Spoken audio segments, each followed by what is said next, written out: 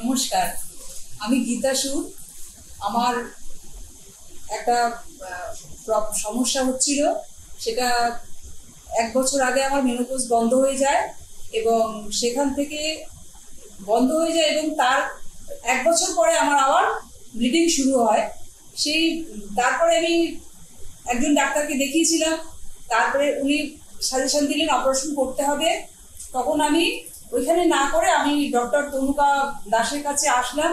আমরা ফার্স্টে বায়োপসি করেছিলাম, তাই না? বায়োপসি, হ্যাঁ, ডাক্তার তনুকা দাস প্রথমে বায়োপসি করলেন।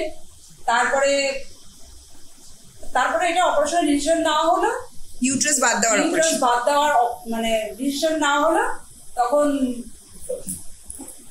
আমাকে বলা হলো যে লেপ্রোস্কোপি করা হবে। অ্যাকচুয়ালি দুই রকম সিস্টেম ডাক্তার দিয়েছিলেন। হ্যাঁ, একটা হচ্ছে পেট কেটে, একটা ল্যাপ্রোস্কোপি।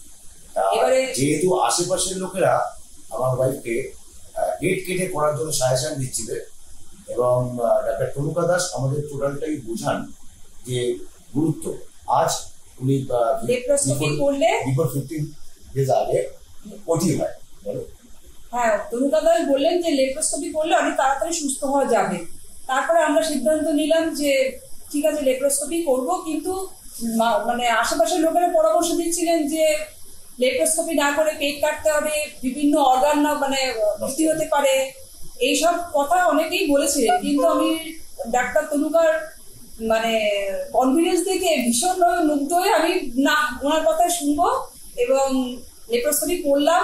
করার পরে আজকে 15 দিন আমি ভীষণ সুস্থ বোধ করছি। আমি মানে বলতে নেই, আমি রান্নাঘরে গিয়ে টুকটাক রান্নাও করছি আজকে, মানে 7 দিন পর থেকে টুকটাক রান্নাও করছি।